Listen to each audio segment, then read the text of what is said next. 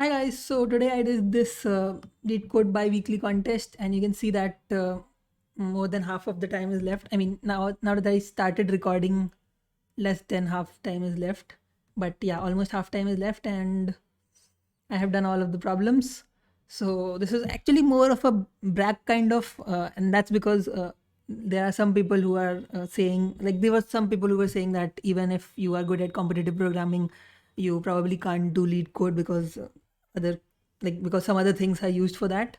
So yeah, I just wanted to show you that this is my profile on lead code. I have barely solved any problems. You can see I have solved only 21 problems, and even out of these 21, most of the ones are just me solving somebody's doubt. Like somebody had a doubt in some problem, and I'm like, okay, let me try this.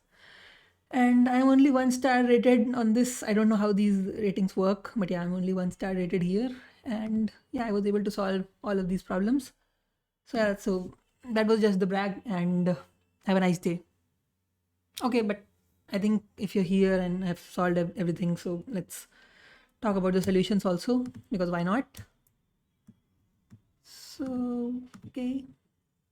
So this is the first one. In this, we have to count the common words with one occurrence. So something like we have two arrays of strings, and we want to find the number of words that are present in both of the arrays, but exactly once.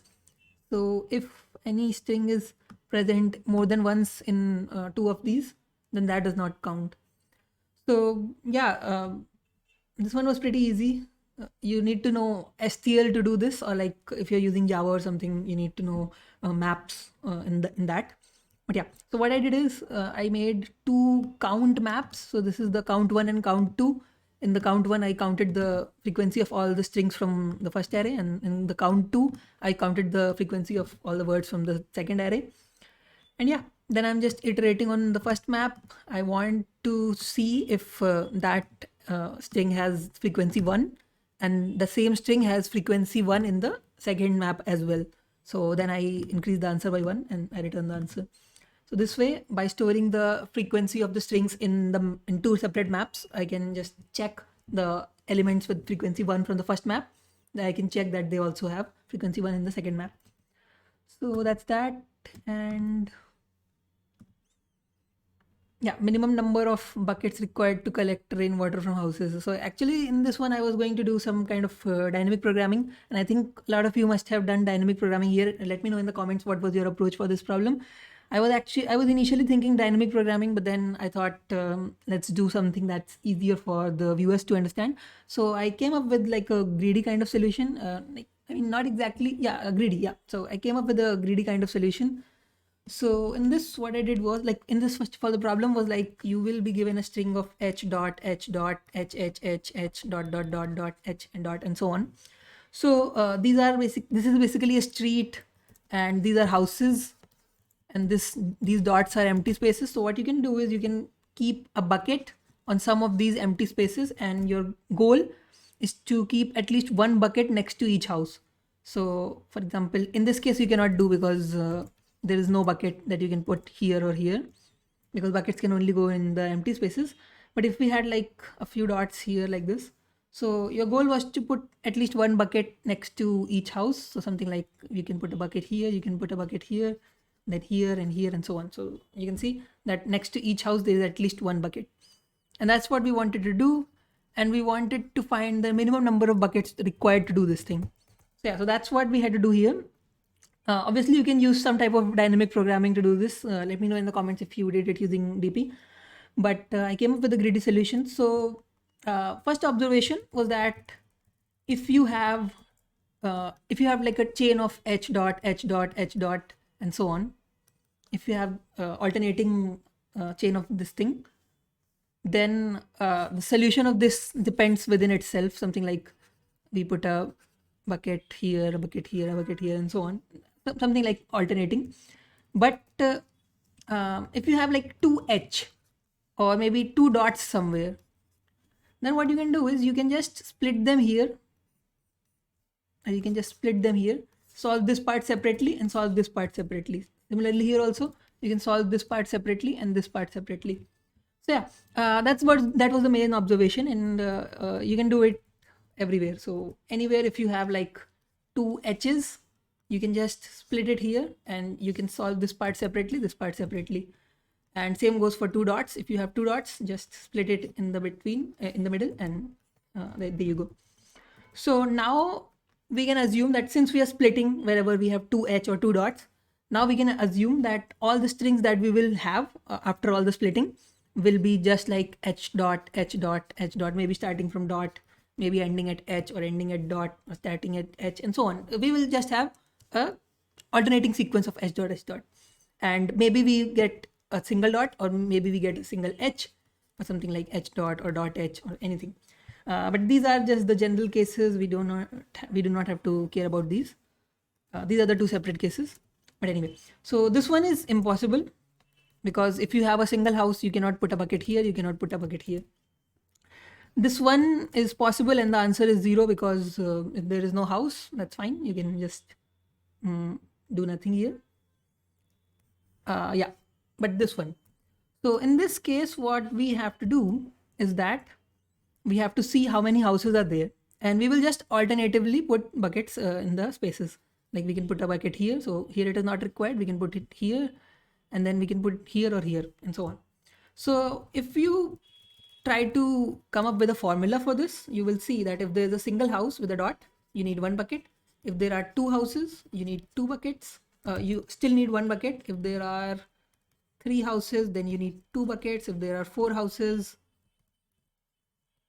then you need three buckets and so on. So if you, okay, then again two buckets like this, right? So then again you can do it in two buckets. And with five, you need three buckets. So if you have five houses with dots in between alternatively, then you need three buckets for this, 1, 2, and 3 like this. So yeah, so the observation is that if you have n houses, then you need n plus 1 by 2 buckets. Okay, so you need n plus 1 by 2 buckets if you have n houses. But if you have like a single H, then it is impossible. And yeah, that's the whole point. So that's what I did in this solution. And yeah, so whenever you have two H, just split it. Whenever you have two dots, just split it. So instead of actually splitting it, I just ran a single loop and I keep track of how many houses and dots I am finding alternatively. You can see the code to understand it more properly. So first of all, I have the previous character. I put 1 here because, I mean, this is a character that is not H or dot. So this is basically any character other than H or dot. Because this is the starting character. I don't want the previous to match. You'll understand later.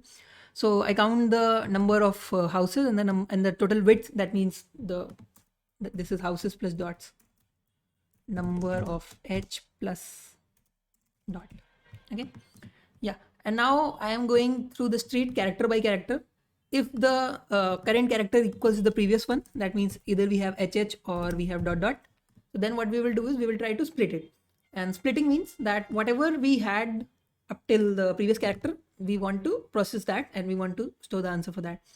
So if the houses and width are equal, this means this can only happen in the case of a single H, right? Then only the number of H plus number of dot are equal. So in this case, we just written -1. That means it is impossible. And otherwise, we add number of houses plus 1 by 2, which is what we found here, the number of required buckets. And we reset everything. Okay, so this part is the reset part. I'm just resetting. Okay. Now the houses plus equals C equals H, right? So increase the number of houses. Right. So if we have one more house, then we increase the number of houses in the current streak, right? So these houses and width are just the number of houses that are there in the current sequence, like 1, 2, 3, 4, and so on. And width is the number of houses plus dots. So here we have 2, here we have 3, here we have, I think, 5, and so on, right? So yeah, and that's what we store. We update the previous character. Okay, and yeah, so this part is doing the splitting, but one split is left, that is at the very last position. So I have done that separately. What I could have done instead of this, so I could have just removed this part, and then I could have done something like street dot pushback, street dot back, but that would be confusing to a few people. What I'm trying to do is I'm intentionally trying to create two same points at the end, so that this code gets executed. But you can just write this code for last segment again and return answer. So yeah, that's what we're doing. We just to summarize, what we're doing is whenever we have two H or two dots consecutively, we just split the string, and this part we solve separately, this part we solve separately. So now whatever we have left is just an alternating sequence of H dot, H dot, H dot, and so on. So what we want to do is we want to count the number of H that are there. Let's say here we have 6. So we will do 6 plus 1 by 2 equals 3. That means we need 3 buckets here, 1, 2, 3, and so on. So yeah, so that's how it works. But there was one corner case. It's that if there is a single house and no buckets around it and no empty spaces around it, so then it is impossible, and we return -1 from here. Okay, so yeah, that's it, I guess. So the second one was a little tough, but third one was easier actually. So yes, third one, the statement is tricky, but it's actually easier than the second one. Okay, so you have a robot and you want to take that robot to the house. So you have the position of the robot and you have the position of the house.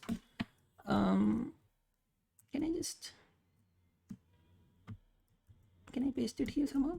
Okay, yeah, that's great.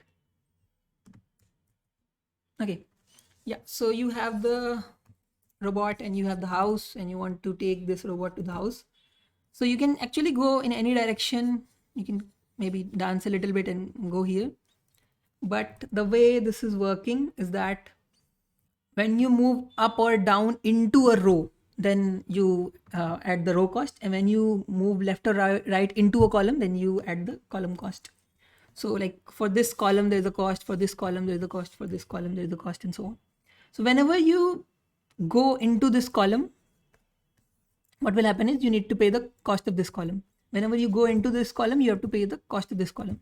So what that means is whether you do this or you do this or you do this, all three of these moves have the same cost, because in all three of these moves you will pay the call cost 2.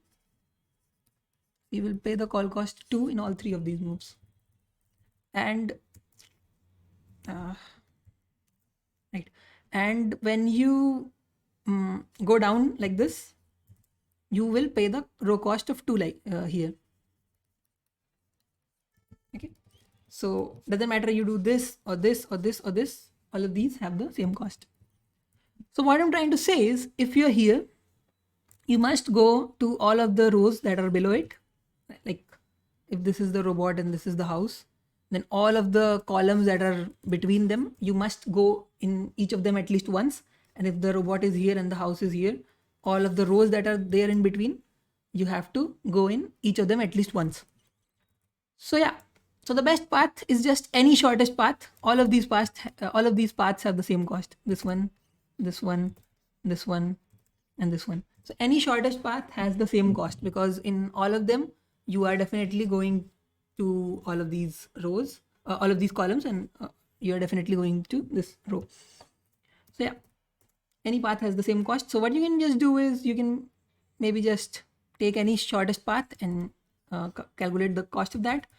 What I did was I took the x coordinates that are relevant. So these are from 1 till 2. And I took the y coordinates that are relevant, and these are from 0 till 3. So yeah, I just added the row cost of all these and the column cost of all these, except for this 1 and 0. I mean, the initial position does not count because you never come here. You just you start from here and you go to the next row or the next column. Yeah. You can see the code is actually pretty simple. So first I make a vector. Okay, I just learned this new right now, so let me just use it again. This is fun. Okay. Right. So what I'm doing is this vector is storing the x coordinates, and this is storing the y coordinates, and I sort both of them, right? So I sort both, and after that, this is the answer that I will return here. And this is the same thing that I'm doing for both x and y. So what I'm doing is from x0 till x1, that's why I sorted it, because like I want to run the loop in increasing order. So from x0 till x1, I go through this loop, and if I equals the start position of 0, that means if it's equal to the x pos of home, then I continue, because as you can see even in this example that the x pos of robot, right? Yeah. So as you can see from this example, the initial position of the robot, the row cost for that row is not added. So only row cost 2 is added, row cost 1 is not added, because we never go into that row, we already started from that. So just continue for this one, and same thing I'm doing for y coordinate also, just continue from this one and add to the answer the row cost of all the other rows and all the other columns. This will work even if the house is below the robot or above the robot or on the left side, right side, everything will be taken care of like this. I could have left these two lines out and then separately done something like answer minus equals row cost of start post 0, something like this. I could have done that as well. Or I'm pretty sure some people must have made two cases in which if the start position of x is like smaller than the home position, or the home position is smaller. So for both cases, some people must have made two different cases. So let me know in the comments if you did that. And maybe some people even did something like a BFS from here till here. That also will work. You can just do a BFS from this position to this position. And yeah, all of the cells that are visited in between, you can just, or maybe like whenever the row is changed or the column is changed, you can just add the cost of all that. Or I think some might have even done Dijkstra also, because that will work. No, that will not work. Yeah, that won't work. You cannot do, or maybe you can, I think. Maybe you can do Dijkstra also, because the total length of the path won't be more than 10 to the power 5. So yeah, that also you can do, but those are bad solutions. This was the good one. Just an observation. Okay. This one was pretty uninteresting. Just a lot of implementation, but okay, I'm going to tell what to do here. So yeah, again, let me do this thing. This is actually pretty interesting. Why did I never do it before? Okay, so we want to find pyramids in this, like this. Okay, or maybe like this, or maybe like this. So a pyramid is something like it has more than one cell, and then like the first you have 1, then you have 3, then in the next line you have 5, and then 7, and so on, like this. So these are pyramids, and we want to find all the pyramids and all the inverted pyramids. So inverted pyramids are pyramids but upside down, like this. So we have like a lot of upside down pyramids also here, and we have a lot of regular pyramids here. So we want to count all the pyramids. So normally what you can do in such questions, like I didn't do it here because this might confuse a few people in the code, but what you can do, it's a good trick. What you can do is first you just write the code to find all the pyramids. Okay, so you write the code to find all the pyramids, and after that you flip this whole matrix upside down. Flip upside down, and after flipping it upside down, what you can do is you can again count the pyramids. So it's like you're saving some lines of code and you're doing it faster. I don't know how many lines you're saving. Maybe you're just wasting a few more lines of code, but a lot of times it's actually helpful. You can just write the solution to count the normal pyramids and then flip the whole matrix upside down and then again do the same thing. So you count both the upside down and the downside up pyramids, the regular pyramids. So yeah, so that's what we can do. But how do we find the normal regular pyramids? How do we find them? So for this, first of all, I think the best thing to do here is to make a matrix next to this one. And I'm going to make another one. I'm just going to use this again. How do I paste it here? Okay. Wow. Okay, whatever. I want it here. How can I paste it here?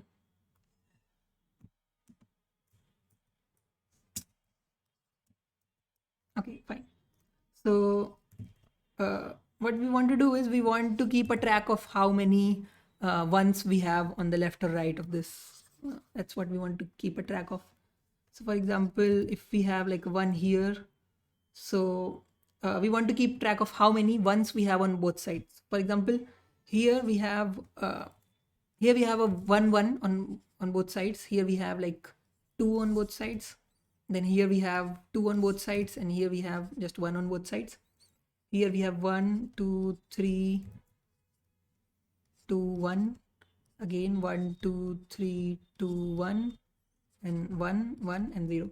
Right? So do you understand what I'm doing? I'm just counting the, like you can see on both sides we have at least 3 ones. So like this, 1, 2, 3, 3, 2, 1, 1, 2, 3, 3, 2, 1, like this. And then for this one, we don't have 3 ones on both sides. We have 3 ones on the left, but we do not have 3 ones on the right. So we are just counting the number of trailing ones on the left side, on the right side, and we're taking the minimum of that, and we're making a matrix like this. Okay.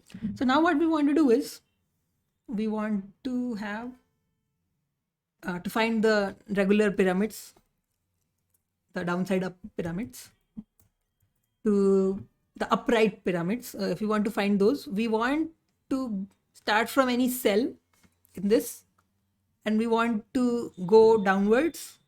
And when we go downwards, we want an increasing sequence of like 1, 2, 3, 4, and so on, because that means 1, then 2, then 3, then 4, and so on. Because this has only 1, this has 1, 1 on both sides, this has 1, 1, 1, 1, 1 on both sides, and so on. Yeah, we want something like 1, 2, 3, 4, or anything that is even bigger than 1, 2, 3, 4. Like even if we have like 5, 5, 5, 5, this can also work as 1, 2, 3, 4. As you can see in this example that we have a 2 here, we have a 3 here, and we have a 3 here. So this can also work as 1, 2, 3. Yeah, so that's what we want. And that's it, I guess. Now you must be wondering about the time complexity. So we have this n, we have this m. Actually, that's the opposite. We have this m and we have this n. We go to each of the cells, so that's n cross m. And when we go downwards naively, that's another n.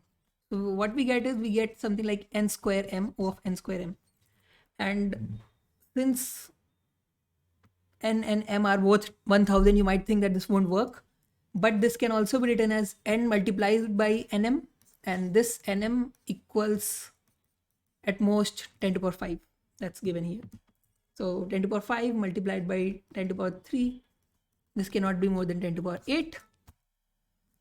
And there you go. That's why it will work. So that's all that we have to do here. Okay. Right. So first I find the n and m. And the next thing I'm doing is I'm trying to find this matrix. Okay, so I'm trying to find this matrix. So for that, I have from I equals 0, like I'm iterating on all the rows, and inside each column, first I'm doing it from the left and then I'm doing it from the right. So when I'm doing it from the left, I have like temp equals 0, and whenever I find a 1, I increase the temp, and whenever I find a 0, I reset it to 0. And vals of ij is equal to temp. So you can see it from here in this example that I have 1 here, then it gets increased by 1, I have 2, 3, 4, and then again 0. So like this. So that's what I'm doing here. You can see 1, 2, 3, 4, and then 0 again. Then again 1, 2, 3, 4, 5. So this way I'm storing it from the left. Then again I'm doing it from the right and taking the minimum. So like this is 0, then 1, 2, 3, 4. 1, 2, 3, 4, 5. So the previous one was from the left, and then this one is from the right, and I'm taking the minimum of both. So like 1, 2, 3, 4 and 0. And from the other side, I will fill like 0, 1, 2, 3, 4. And when I take minimum of both, this is 1, this is 2, this is 2, and this is 1. And those are the correct values. So that's what I did up till here. And yeah, then now the next part is to actually find sequences like 1, 2, 3, 4, and so on. So this is again just a simple thing. Loop to each of the cells. So this is the I loop, this is the J loop. I go to each of the cells. If the value is 0, then continue, because like no pyramid can start here. So let's just continue. And now let's try to find the height of the pyramid. So this K is like the height of the pyramid. Height of the pyramid. Okay. And yeah, so I'm just using a while loop here while the this value is like greater or equal to K plus 1. So K plus 1 will go like 1, 2, 3, 4, and so on. So while this vals I plus Kj is greater or equal to K plus 1, that means while these values are like 1, 2, 3, 4, or anything bigger than that, I keep on increasing K, and I have to make sure that I plus K does not exceed N, because I don't want to go outside the pyramid, outside the matrix. And finally, I'm adding adding to the answer K minus 1, because like if the height of this is 3, okay, so here we have 2 pyramids, because one pyramid is this is valid, and the another pyramid is this one, and this one is also valid, but this one is not valid because it says in the problem that the number of cells in a pyramid has to be greater than 1, right? So that's why I'm adding K minus 1 to the answer, excluding the single cell, excluding pyramid of height 1. Okay. And this is me doing the same thing for the inverted pyramid. So I'm writing a loop in the opposite direction. You could have avoided that, like you wouldn't have to do it if you had flipped this entire matrix upside down and then just run this thing again. So yeah, anyway, so this worked and I was able to get all the answers right. So subscribe to the channel for more DSA and competitive programming content, and thank you for watching. See you next time.